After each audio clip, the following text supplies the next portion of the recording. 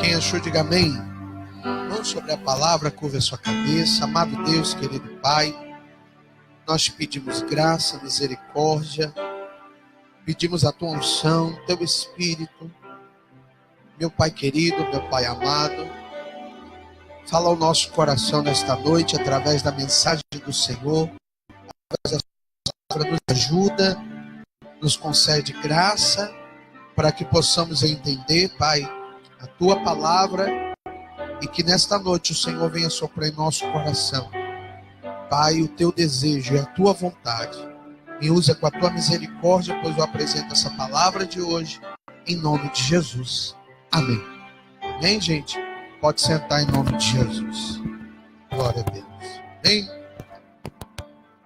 Vamos então à palavra de Deus que está no livro de Eclesiastes, capítulo 7, a partir do versículo 8. Capítulo 7, versículo 8. Amém? Queria muita atenção agora na hora da palavra. E diz assim: melhor é o fim das coisas do que o seu... Melhor é o fim das coisas do que o seu princípio. Pode fechar sua Bíblia. Amém? Preste bem atenção, gente, nessa palavra. Quem a escreve, nada mais e nada menos é do que o homem mais sábio de toda a face da terra. Amém, igreja? Salomão, a palavra de Deus diz que Salomão, ele conquista essa sabedoria através de um voto que ele faz com o Senhor. A palavra de Deus diz, irmãos, que Davi agora vai passar o reinado para Salomão. E no meio das instruções de Davi, Davi fala para Salomão: Salomão, olha, eu vou te falar uma coisa. Obedeça a palavra de Deus, esse é o segredo. Obedeça a palavra de Deus e seja homem para cumprir todos os seus estatutos e todos os seus mandamentos. Agora a pergunta que eu vou te fazer é: como entrar no lugar de um rei que foi considerado o homem segundo o coração de Deus?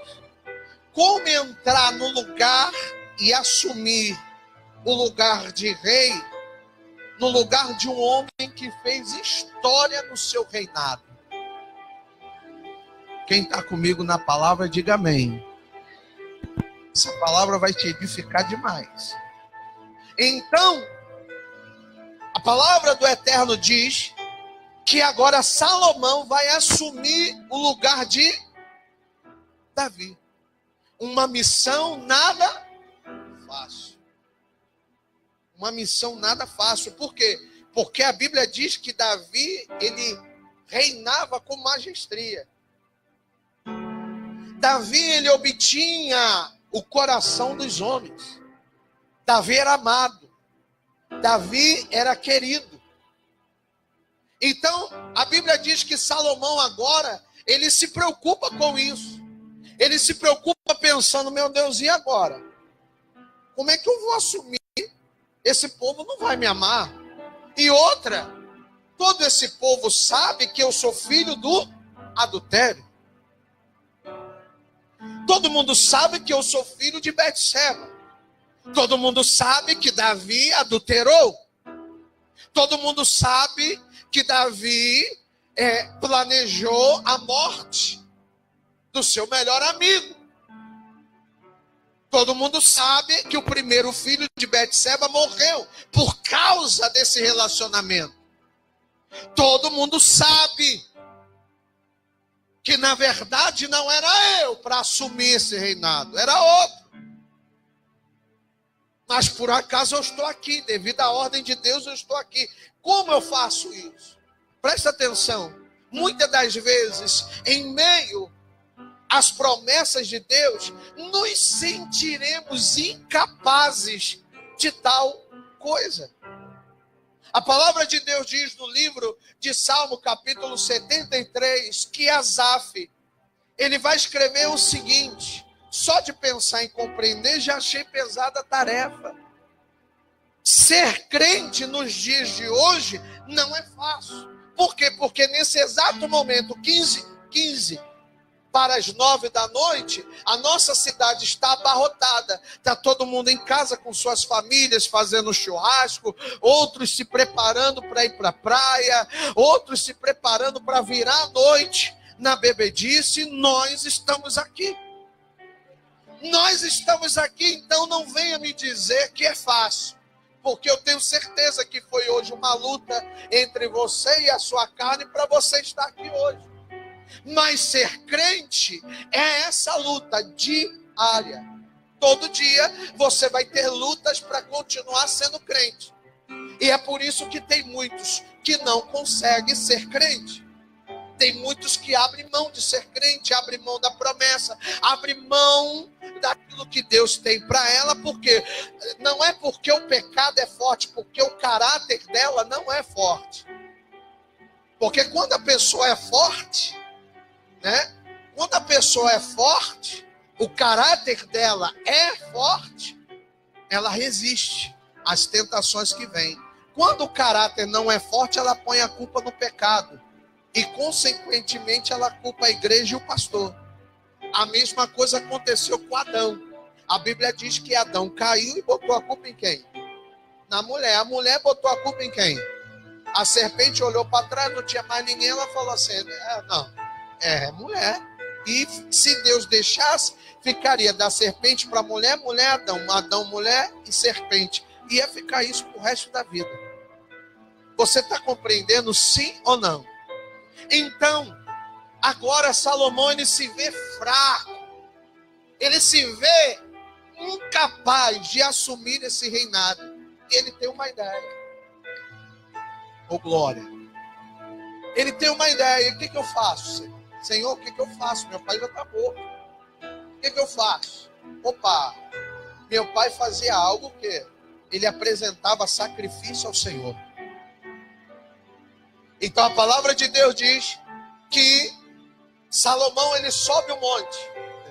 Só que presta atenção, Salomão pede sabedoria, mas já é sábio. Não, você não pegou isso aqui. Salomão, ele pede sabedoria, mas ele já é sábio. Por quê, pastor?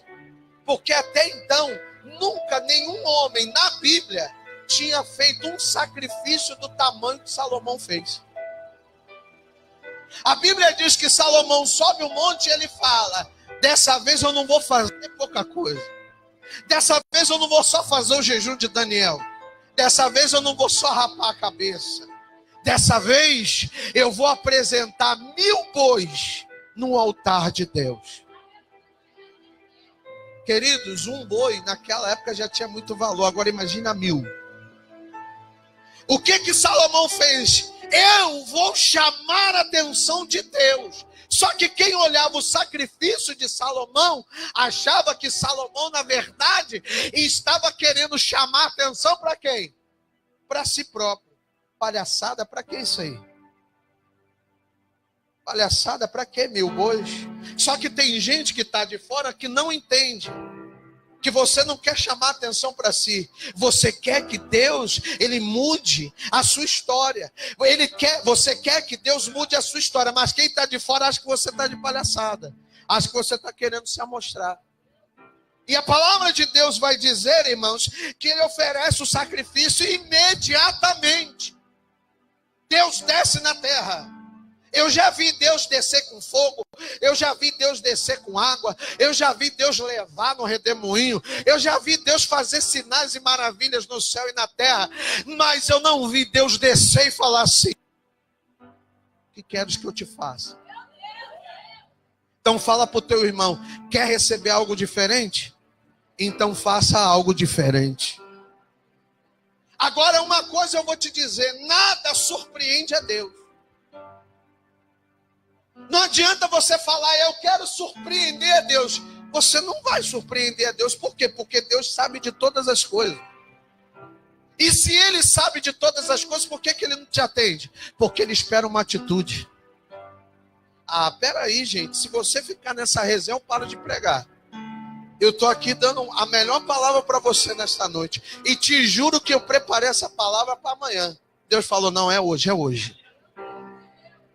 Então a palavra de Deus vai dizer, irmãos, a palavra de Deus vai dizer que Deus desce na mesma hora e fala, pede, o que queres que eu te faça? E aí, irmãos, quem lê o texto pela primeira vez, fala assim, Deus se surpreendeu com a resposta de Salomão. Não. Porque a Bíblia diz que Salomão fala assim, Senhor, me dê sabedoria para reinar no lugar do meu pai. O que Salomão está dizendo? Senhor, eu sou incapaz. Senhor, eu sou incapaz de estar no lugar do homem segundo o coração do Senhor. O milagre começa no reconhecimento. Antes do milagre, Deus quer que você reconheça o quê? Que você não é nada. Então Salomão, ele diz assim, eu não sou nada. Eu preciso de ajuda. Aí Deus vai falar assim, olha, você poderia ter pedido a morte dos teus inimigos. Por que isso? Isso aqui é muito forte. Gente, eu estou só no esboço da palavra, tá? A gente ainda não entrou, não.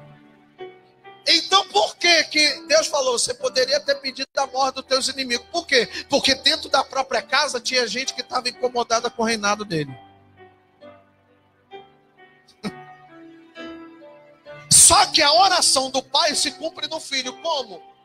Salmo 23, prepara-me uma mesa na presença dos meus inimigos. Davi ora, sem ele saber profeticamente, quem tem os inimigos dentro de casa é quem? Quem senta na mesa com os inimigos? Salomão. Porque Salomão senta na mesa e os inimigos estão. Não era para ele estar aí. O que ele está fazendo aí? Que palhaçada é essa? Davi? Ou melhor, Salomão? Que Salomão não tem condições nenhuma de ser rei. É assim que as pessoas te olham. As pessoas nos olham assim. Exatamente assim. Fulano não tem condições nenhuma de ser obreiro. Pastor? Quem? Fulano tem condições de ser isso? Não tem. Então a palavra de Deus diz que Deus fala assim, você poderia ter pedido a morte dos teus inimigos. Você também poderia ter pedido toda a riqueza do mundo. Porque qual é a pessoa que não te adoraria você sendo rico? Amanhã é o dia da mega da virada, não é isso, pastora? Não é amanhã? Amanhã é o dia da mega da virada. Se você ganhasse a mega da virada, quando eu estou vendo a porção de crente jogando na mega da virada. Vigia, vigia, crente. Deixa isso pra lá que tá na live, né? Não vou nem falar nada. Aí você vai lá na mega da virada e, pô, ganha. Me diga na face da terra, qual a pessoa que não queria que ter você do lado? Então Deus está dizendo, olha, você poderia pedir riqueza. Aí, Deus está falando, você poderia pedir status. Você poderia falar assim, Senhor, eu quero mostrar para todo mundo que eu sou filho de Davi. Espera aí, você não pediu nada. Você me pediu sabedoria. Outra revelação. A morte dos inimigos e o dinheiro são da onde? Terra. O que Salomão pediu é da onde? Fala para o teu irmão, talvez tu não tenha sido respondido porque tu tem pedido coisas da terra. Fala para ele, quer ser respondido? Comece a pedir coisas do céu. Então Salomão diz, Senhor, me enche de sabedoria. E Deus fala, então eu vou te dar a sabedoria que vem do alto, mas também vou te dar na terra, cumprindo o que a palavra de Deus diz. Em primeiro lugar, busque o meu reino e a minha justiça, e as demais coisas serão. Então Deus falou, já que você não me pediu coisa da terra, eu te dou a do céu, mas também te encho das coisas da terra.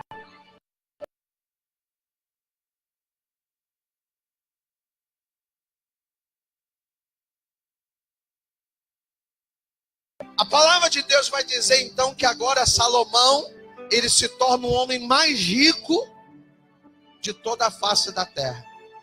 E também mais sábio. Diga glória a Deus. Só que o tempo passa. Fala o tempo. Fala o tempo.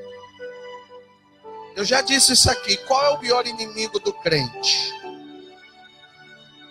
Alguns respondem, sou eu mesmo. Outros o diabo. Outros o meu marido. Outros amigos, o meu vizinho. Não. Aprenda isso, o pior inimigo do crente se chama tempo.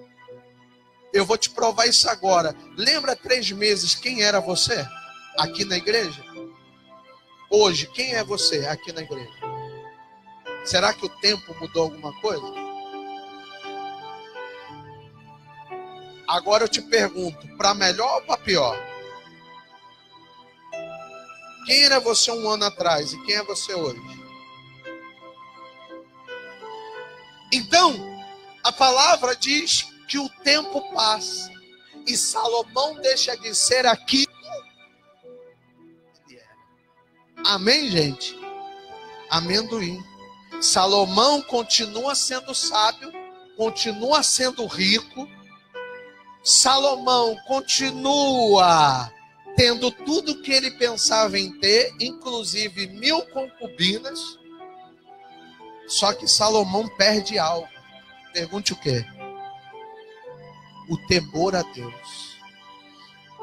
E a Bíblia diz que Salomão, ele pega e põe dentro do templo do Senhor imagens e esculturas de deuses que as suas concubinas traziam. E então Salomão, ele começa a ver o seu ministério antes do reinado fazer o quê? O ministério estava indo de vento e polpa. O reinado estava indo de vento e polpa, mas a sua vida diretamente com Deus estava o quê? É assim que o diabo faz. Para poder te ludibriar, ele começa a te exaltar com as coisas da terra. Para você falar assim, eu estou indo de vento e polpa. Mas se você perceber espiritualmente, tu está muito aquém de quem você já foi um dia. Por quê? Isso aqui mexe com o ego do homem e faz ele sentir que ele está o quê? Bem. Salomão estava enriquecendo dia após dia, mas a vida dele com Deus já não era mais como antigamente a mesma. Então Salomão começa a escrever algumas coisas. E eu vou me interessando pelo livro de Eclesiastes. Por quê? Porque ele vai revelar no capítulo 3 o tal do tempo. Ele vai falar no capítulo 3. Existe tempo para todas. E ali, na verdade, é um desabafo que ele está dizendo. Existe tempo de sorrir, tempo de chorar, tempo de plantar, tempo de colher. E ele vai desabafando. No capítulo 4, Salomão ele já vai dizer o seguinte: era melhor, né? Ou melhor, os mortos têm mais prazer do que os vivos. Era melhor estar morto. Olha só o declínio espiritual. No capítulo 5 e 6, Salomão ele vai dizer: achei algo pior do que a serpente, a mulher. Confissão. Ele sabia que o que estava matando ele era a mulher, as mulheres. Ele confessa. E no capítulo 7 ele vai abrir a boca e vai dizer: melhor é o quê? É o fim das coisas do que o início. Por quê? Vamos no mistério comigo. Separei um tema aqui: o crente e a dor da metamorfose. Tá gravando aí, né? Repita comigo: o crente e a dor da metamorfose. Alguém sabe me dizer o que é metamorfose? A metamorfose é uma transformação. E nada melhor para falar de metamorfose do que a borboleta. Nada melhor de falar da metamorfose do que a borboleta. Eu escrevi isso aqui, ó. Preste atenção. De lagarta para borboleta, entre si existe um casulo. Sabe quanto tempo leva para uma lagarta criar a metamorfose até virar borboleta? 1 ano. Perdão, tem 1 ano para ela entrar nesse processo. Em 3 meses você já está apressado com Deus? Tu nem passou no casulo ainda? 7 meses, 8 meses, 9 meses, 10 meses. A dor da metamorfose. A ciência diz que uma borboleta, tá? Ela vai até a árvore e ela deposita os seus óvulos. Dos seus óvulos nasce o quê? Nasce o quê? Uma larva. Isso é lindo demais. Alguém falou aí, minhoca. Não, minhoca não. Alguém também falou aí, lagarta. Não. Antes de lagarta, existe o quê? A larva. Entenda que na nossa vida existe processos. E se você não respeitar esses processos, você nunca experimentará aquilo que Deus tem no seu auge da metamorfose. Então fala para o teu irmão, enquanto você não entender o seu momento de verme, tu nunca vai ser uma borboleta. Só que tem gente que não entende o momento dela de verme. Pastor, o senhor está me chamando de verme ou não? Estou falando da borboleta. E esse processo de verme, como é? É algo minúsculo, aos olhos humanos imperceptível. Talvez tenha um aí do seu lado e você nem sabe. Pegou ou não? Pegou ou não? O momento de larva, muita gente vai passar do teu lado, não vai perceber quando você estiver sofrendo, quando você estiver caindo, quando você estiver precisando, porque você é larva. E então a larva, ela tem que fazer um esforço para sobreviver. Eu estou entrando aqui no mundo espiritual. Qualquer descuido você perde. Então o que a larva tem que fazer? Ela tem que fazer um esforço descomunal para sobreviver. E a sobrevivência dela depende da sua movimentação. Por quê, pastor? Porque ela tem que se movimentar, pastora Viviane, até uma folha. E alguns cientistas estipulam que para ela se movimentar até uma folha, para a gente está a centímetros. Para ela, do seu tamanho, está a quilômetros. Ela leva de 1 semana, 2 semanas, até chegar no lugar firme, aonde ela vai poder se alimentar.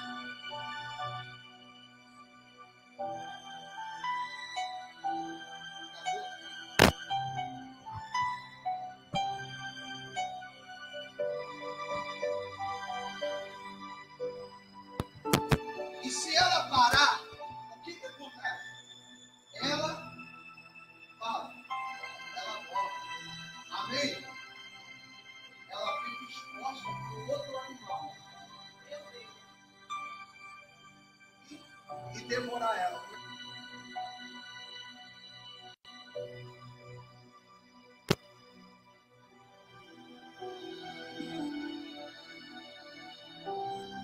Então, fala. Se ela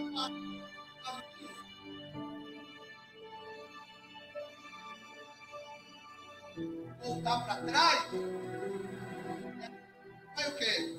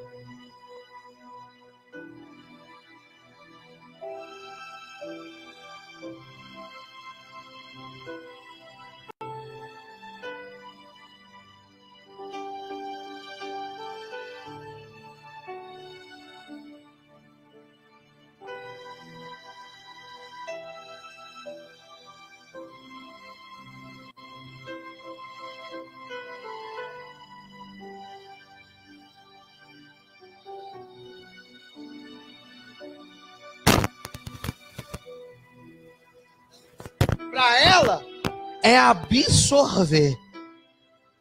Ela começa a absorver, pastora. O corpo absorve o nutriente da folha. E ela vai absorvendo o nutriente da folha. Será que isso está falando contigo, sim ou não? Eu estou só contando uma história qualquer.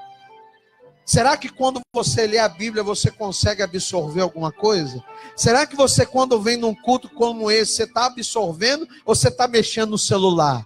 Ou você está desligado? Ou você está pensando em outra coisa?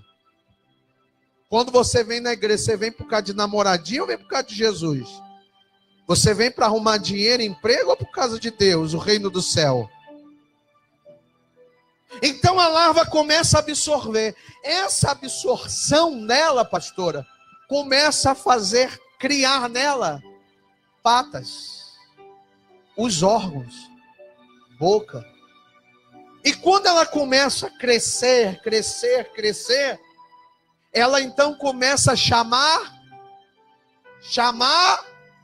a atenção. De quem? Do passarinho. Porque o passarinho faz o ninho na árvore. E para o passarinho alimentar os seus filhotes, ele precisa comer a larva. Amém? Junto com a folha. Porque se chama cadeia alimentar. Então, eu fui estudar isso aí e eu consegui ver, através de estudos, o passarinho indo, pegando a larva e colocando na boca dos seus. Por que que o passarinho come a larva? Porque a larva está cheia de nutrientes. Sabe por que que o diabo quer pegar você todos os dias e te devorar? Porque você é cheio de nutrientes.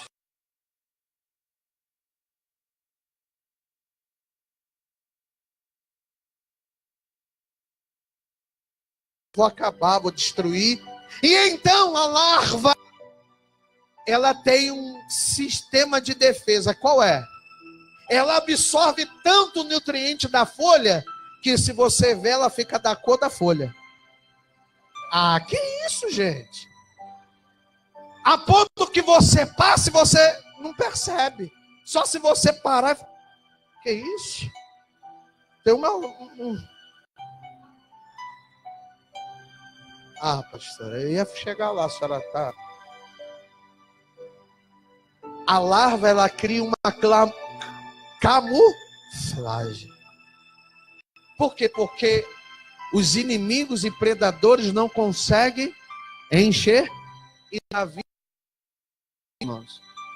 Senhor, fecha os olhos dos meus inimigos, que eles não me vejam. Aleluia. E então ela fica estagnada ali naquele processo durante algum tempo. Deu para entender ou não? Fala para essa pessoa, como larva, vai ter um período que você vai ter que se camuflar e por algum tempo você vai ter que ficar paradinho onde você está. O que significa que teu ministério não vai nem para frente nem para trás. Você vai ficar estagnado, só absorvendo. Então, quando ela absorve, ela passa do período de larva para o quê? Lagar. Aí ela tá bonitona. Ela absorveu o nutriente da folha. Ela criou mais ou menos 75 patas. Ela tem uma boca muito forte. Antenas, por quê? Ela começa a perceber o ataque dos inimigos. Ela começa a caminhar com mais velocidade. E agora ela começa a comer de outras folhas. E segundo as árvores que ela anda, se for amarela, amarelada, ela fica amarela. Se for verde, ela fica verde. Se for rosa, ela fica rosa. Não importa a cor. Ela aprende a se adaptar em qualquer ambiente. Fala, se você não pegar isso aqui, meu irmão. Então ela começa a andar. Por que ela tem que andar, pastor? Porque ela precisa achar um lugar aonde será o lugar da sua metamorfose. Ela precisa achar urgentemente o lugar aonde ela vai ter essa metamorfose. E a árvore aonde ela vai ter essa metamorfose, essa árvore tem que ser uma árvore bem firmada. Por quê? Porque quando ela faz o casulo, ela não pode sair mais dali, ela tem que confiar na força da árvore. Porque na hora dos ventos e a tempestade, a árvore tem que estar como? Ela depende disso. E então, segundo a ciência, ela começa a lançar, por onde ela anda, linhas. E essas linhas, meus amados, são linhas que vão tecer o seu casulo. E então ela começa a lançar essas linhazinhas. Quem já olhou na árvore e viu uma lagarta descendo por uma linha, né? Ela descendo assim, ó. Eu já vi. Engraçado, né? Sabe por que ela faz isso? Para testar a força da sua linha. Entendeu isso não? Ela se pendura em seu próprio peso para ver se o que sai de dentro dela está realmente seguro ou não. É muito forte. Quando ela percebe, pastora, que ela está bem segura, então ela começa a tecer o seu casulo. O casulo que ela começa a tecer tem que ser menor do que ela. Por quê? Porque ela tem que entrar imprensada. O processo do casulo tem que ser imprensado. Porque na metamorfose,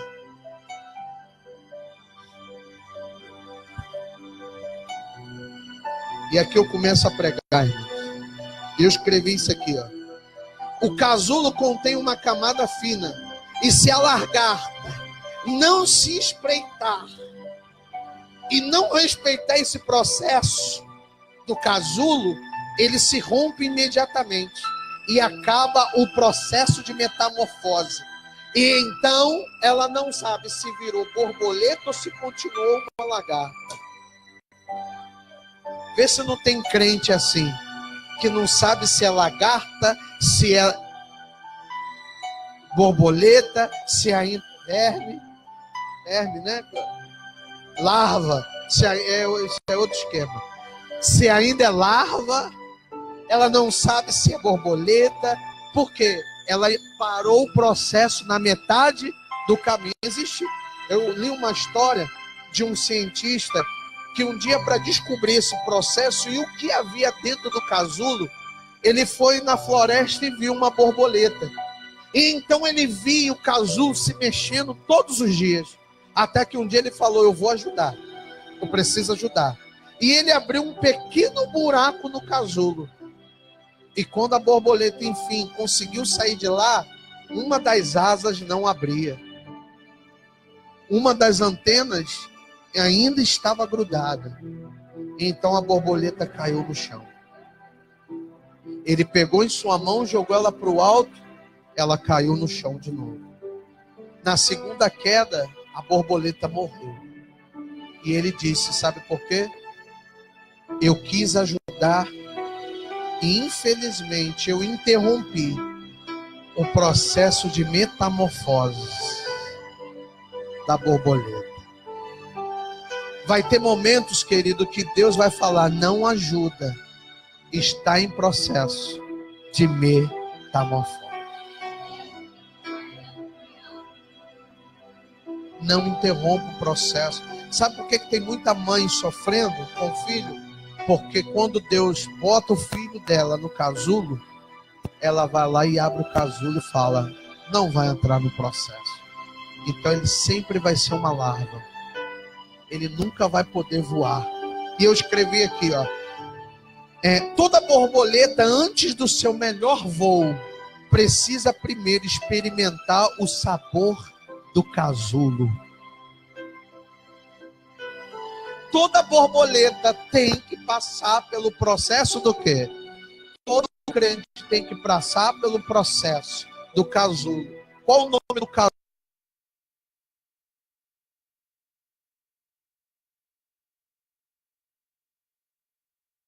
não respeitar esse processo, você nunca vai saber o que é dar um voo, o que é liberdade.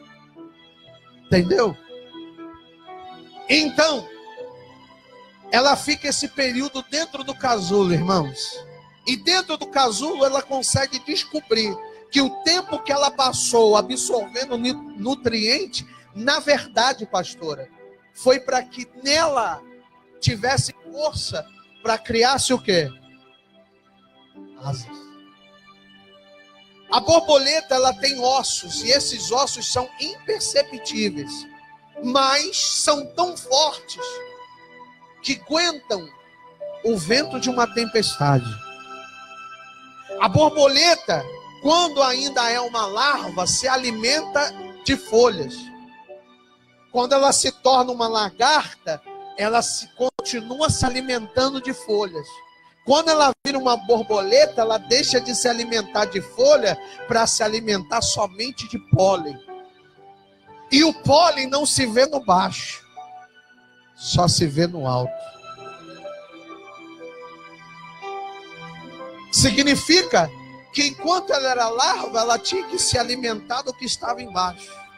Quando ela se tornou borboleta, o alimento dela só ficava onde? Vai chegar um período na tua vida, quando você se transformar em borboleta, que qualquer alimento não vai mais te satisfazer.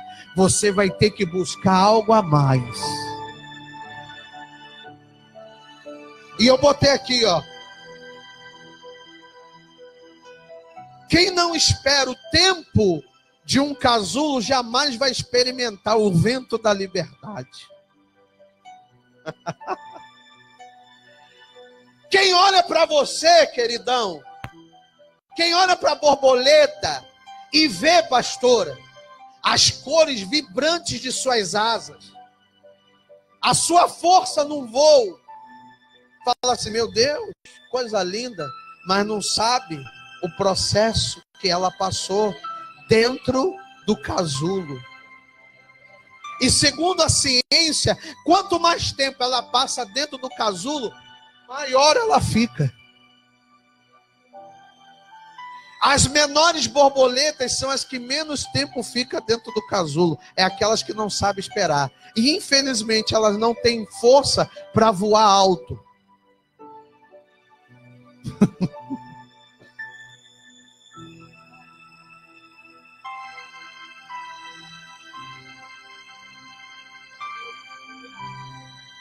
Aí, irmãos, ela vai lá se alimentar do pólen. Quem é o animal que se alimenta de pólen? Vou te falar dois. Abelha e quem? E o beija-flor, muito bem. Imagine você, o tamanho da borboleta, o tamanho da abelha e o tamanho do beija-flor. Qual é o mais bravo dos três? Quem? A abelha? Porque ela não respeita... Ela não respeita nada. Se alguém desrespeitar ela, ela dá logo uma o quê? E o beija-flor? O beija-flor, até um mosquito assusta ele. Mas e a abelha? E a abelha? Ela está em que nível? A abelha, a borboleta, ela entende que ela não tem tempo a perder, nem com a abelha, nem com o beija-flor. Pegou não? Se aquele lugar está ocupado, ela vai voar para outro. E ela vai se alimentar tranquila. Sabe por que tem crente brigando por cadeira dentro da igreja? Porque ainda não aprendeu a ser borboleta. Tem gente que é abelha. Tem gente que só conquista as coisas dando ferroada nos outros. Tem crente igual o beija-flor. Vê que o lugar está sendo disputado, fala assim, então vou sair fora. Não, é melhor eu sair. E eu botei aqui, ó. Não existe transformação, não existe sem transformação sem o processo, sem o casulo, sem a larva, sem a lagarta, sem a borboleta que botou os ovos. Está entendendo? Sim ou não? Agora a pergunta que eu te faço, na hora da tempestade, aonde a borboleta se esconde? Você sabe? Hã? Na hora da tempestade, dos ventos, alguma borboleta já entrou dentro da tua casa? A borboleta, ela sabe aonde é o melhor lugar para ela se abrigar nos momentos da tempestade. Você não vê uma borboleta exposta quando está chovendo. Ela sempre procura, ela sabe aonde ela pode o quê? Eu vou ficar aqui, ninguém vai me machucar. Mas de vez em quando tem alguém que está com a sandália nela. Quem pegou não pega mais. Essa pregação aqui, irmãos, é para você guardar no teu coração. E eu te pergunto, em que estágio você está? Quem você é? Você está aí no estágio da larva? Você está no estágio da lagarta? Você está no estágio do casulo? Ou você já está voando por aí? Hã? Posso te dizer, eu, pastor Felipe, em 21 anos de ministério, eu ainda estou no casulo. Estou no casulo ainda. E estou fazendo força para sair. Mas Deus me fala, espera mais um pouco. Deixa as tuas asas crescer mais um pouco. Como Deus falou comigo nessa palavra. E Deus falou, filho, respeita o tempo do casulo. Eu estou te preparando. Tu vai voar, meu filho, pelo Brasil.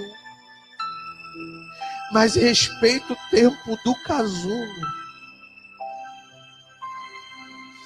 Irmãos, eu estou no casulo. Eu estou no casulo. Sabe? E às vezes eu faço força para sair dele. Deus fala, espera mais um pouco. Guarda. Quando você sair, rapaz, todo mundo vai dizer assim, poxa, essa asa aí tá bonita, hein? Poxa, bacana, hein? Várias cores, hein? Tá chamando a atenção essa asa, hein? E para finalizar, eu botei aqui, ó. O valor de uma transformação não está naquilo que se vê, mas está na história que foi vivenciada. Porque quem olha para a borboleta fala assim, coisa linda, perfeição da natureza. Se a borboleta tivesse voz como a tua, ela ia falar assim, tu não sabe o que eu passei para chegar até aqui. Quem olha para você hoje, vê você todo arrumadinho, bonitinho, legal, falando bem, vê você andando igual missionário, igual pastor. Quem olha para você hoje não sabe a história que só você vivenciou, porque quem vê o teu melhor momento não estava nas tuas crises, não estava nos teus choros, não estava nas tuas dores, não estava no momento de fome, não estava no momento que você quis se matar, não estava no momento que você quis sumir. Quem vê hoje você falar com firmeza, não sabe de onde Deus arrancou você, não sabe do tremedal de lama que era, não sabe quanta força você teve que fazer para chegar a ser uma borboleta, quanta força você fez para caminhar como você está fazendo hoje. Quando você